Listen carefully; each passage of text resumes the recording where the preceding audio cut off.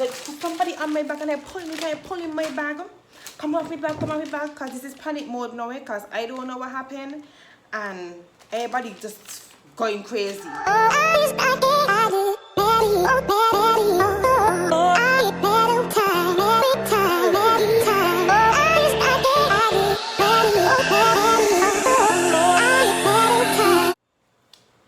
Hi guys, it's Nixie again with another video.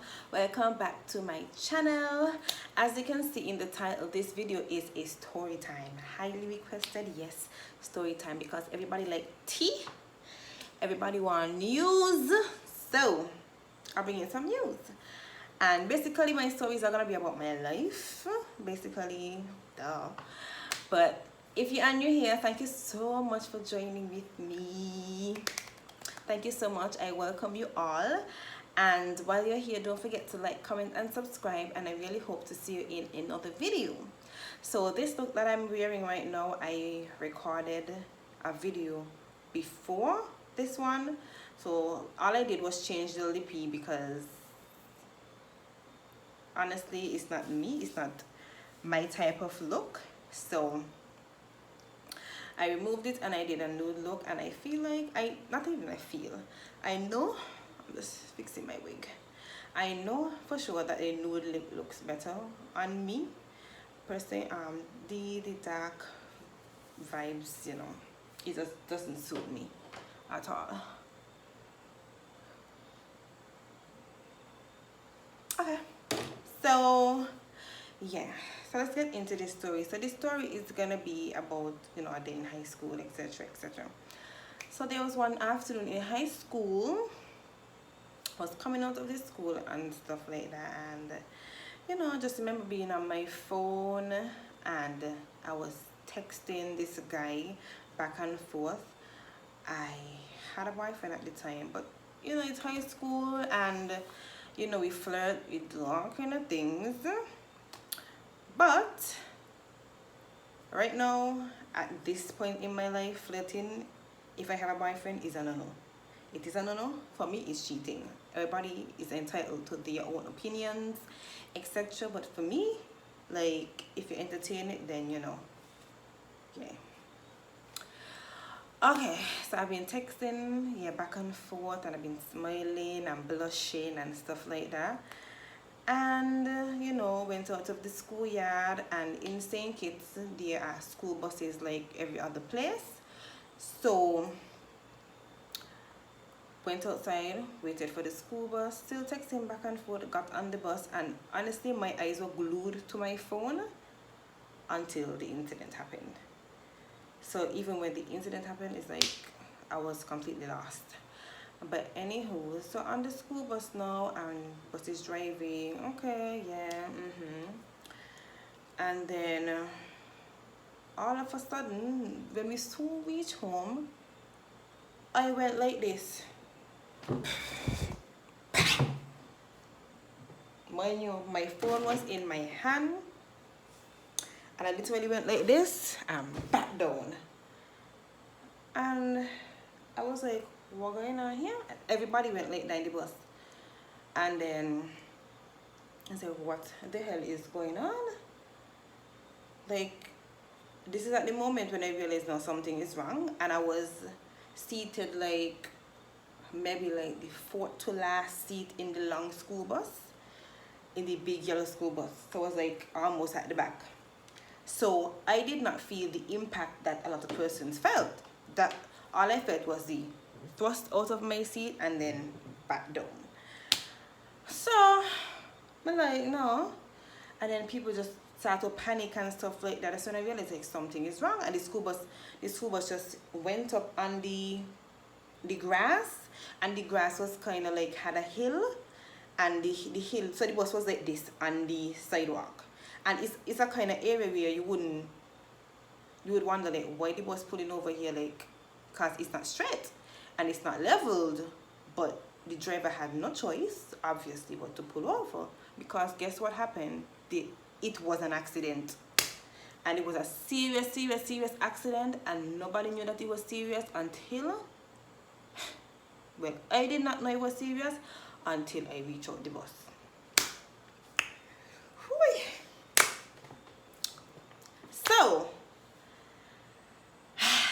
So everybody at this point started to scream. When I tell you everybody started to scream, everybody started to scream. And like, because smoke started coming off of the side of the bus, and I guess who was on the right hand side and could see outside, they could see what had happened. But I was on the left side where I could only see the mountain, the grass and the mountain. So when everybody saw the smoke, everybody started to scream and panic and stuff like that now, and like people were trying to like get out the bus now. So people trying to open the windows them and so what, nobody could fit out the windows because the windows were small. So then people started to rush out the door and stuff like that. And well, I tried to get out too, so I have my bag. And like people pushing me, and my bag end up behind here, and I pull in my bag, and like somebody on my back, and I pull in my bag. Come off my bag, because this is panic mode now, because I don't know what happened, and everybody just going crazy. So I pull in my bag, and my shoe coming off, because somebody, you know, pushing me down and stuff like that. Before I had gotten on the bus, I had eaten a red ice pop. So I had eaten a red ice pop. So you know, red and blood, that almost look alike. So when I reached the steps that were supposed to be the entrance and exit of the bus, no step was there.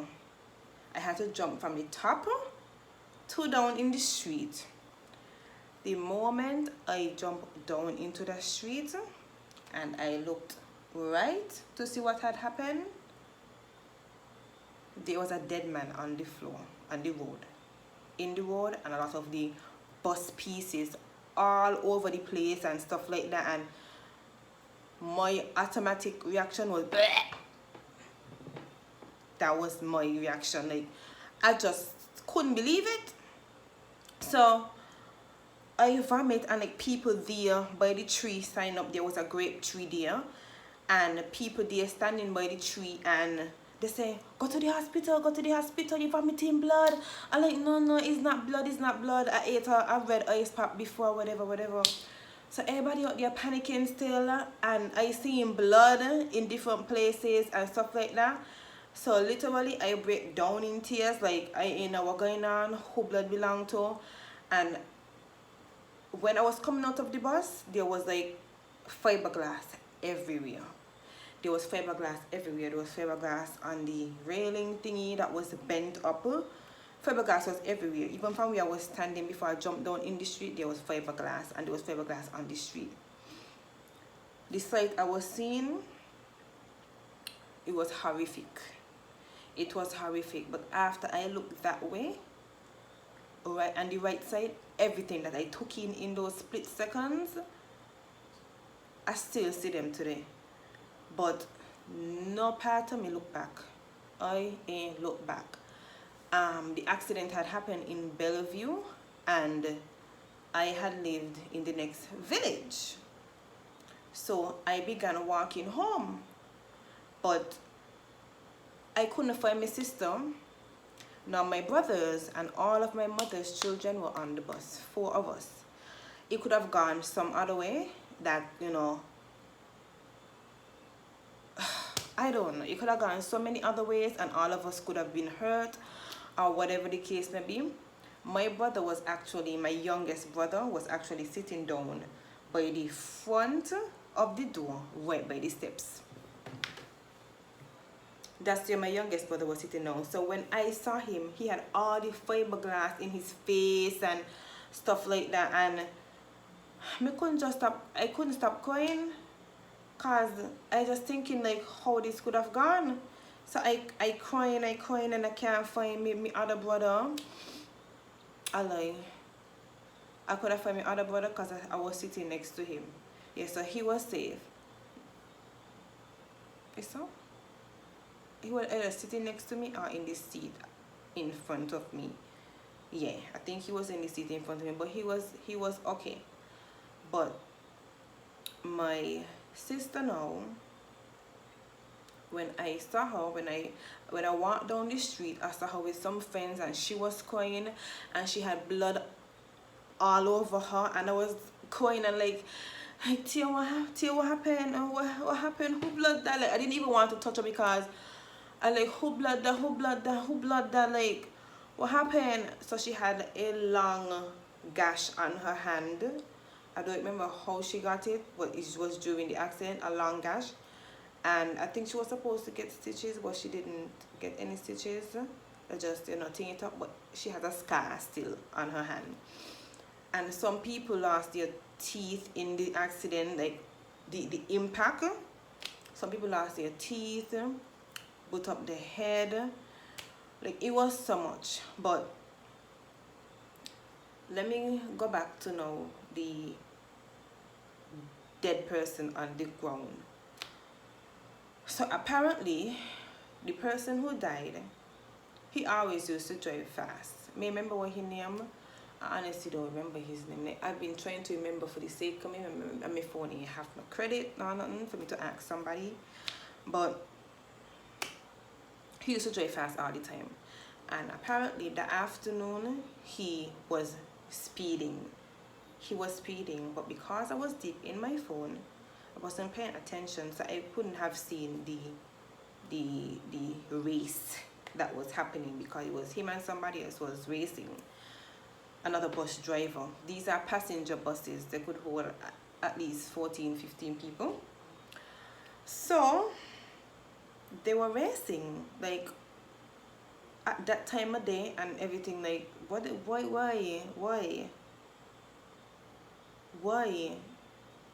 Like, they're trying to like reach town or whatever the case may be, to pick up the 4 o'clock or 5 o'clock person to finish working and stuff like that. But why race? Everybody gonna get a passengers. But he always was speeding. I cannot remember his name. But when I saw he was missing his foot. His stomach was like protruding, like the intestines and stuff. And he is here flat in the street, and his bus is over on the other side of the road, because the school bus was on the left part, and his bus ended up on the right side of the road in front of somebody's house. Piece up. I don't know how an accident could look like that. Honestly, it was like, it's like every part of the bus was, separated. So, and then when you look at the bus now, the other foot that was missing was lodged in the bus, and the whole front of the bus was gone.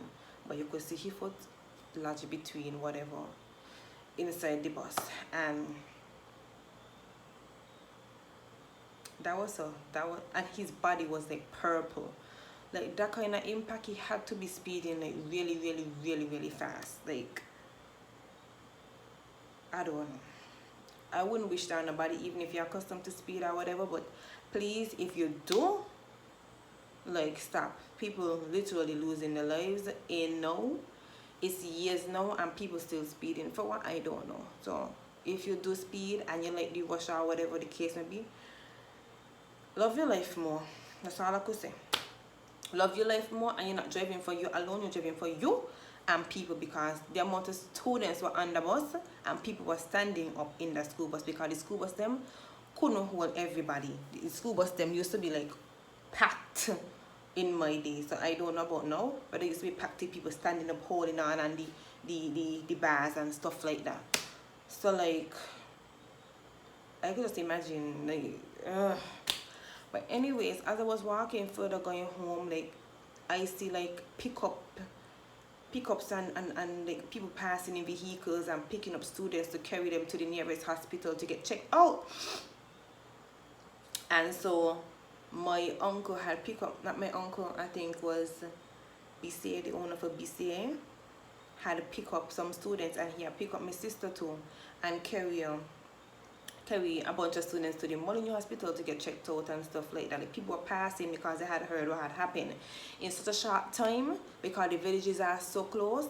People had already heard what had happened, and people were like passing by and picking up, asking students if they're okay and stuff like that, and if they need help, and you know.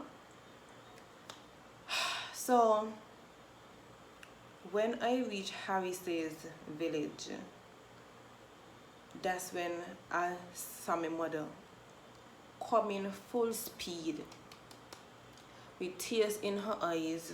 I'm telling you, tears in my mother's eye, my mother crying, coming across the road, because she just ain't know what to expect. All she children on the bus, all she hear is that the school bus getting an accident. And if that was me, just thinking about it now that I have children, I would have felt the same. Like, I would have been crippled. I don't even know if I would have been able to walk across the road, or like what my adrenaline rush, you know, reaction would have been like. Because, man, no, I honestly don't know. But I could just imagine how my mother was feeling, and like looking back on that, like, that does make me emotional, because it could have been worse. And even after that, like, my brother was like my youngest brother, because he basically saw it, because he was by the door. He didn't even want to bathe with the shower curtain, you know, pulled across. Like, it's a traumatizing thing, like, to actually be in an accident where somebody actually dies, and it could have been you, because as I said, he was right by the door. He got all the fiberglass and everything all over him. And I remember that there were emails going around, because we didn't have like Instagram and Facebook and all them things, I don't think so. Like, we used to use emails a lot and stuff like that, and well, Messenger, and like, a lot of messages was coming back and forth with pictures of the accident and so. And yes, I went go watch them. I did watch the pictures and stuff that they had, and all I could do was crying. All I could do was cry, honestly, because man, that day was a really sad day for everybody. And for the sake of me, I'm trying to remember his name while I'm here, but I can't. So once I do get the information, I will post it in the description box. But yeah, please, this is the end of the story, and I hope that everybody is not sad, because I don't know, I feel like everything happens for a reason, so that we could learn from situations. And now I have my license, I have to be considerate and drive for me and everybody else, and not just for me alone. And just be mindful of traffic and pedestrians and stuff like that. Even if you feel like you know you need to reach this place one time, think about safety first. And please, y'all, wear your seat belts. It's very important. Once I jump in a trance, it's automatic. Once I jump in a vehicle, it is usually automatic. If I'm on my phone and get distracted, I might put it on a little minutes after, but it always is, it's mostly automatic for me. As I jump in, brap, the seat belt, because you just never know. You just never know. But guys, this is the end of my first story time, and I really hope that you enjoyed this video. Please give it a thumbs up if you liked it, and let me know if you want to see more story times, and like, you know, what you would like to hear me talk about in my story times, etc. And yeah, thank you so much for watching. I'm gonna see you in my next one. Bye.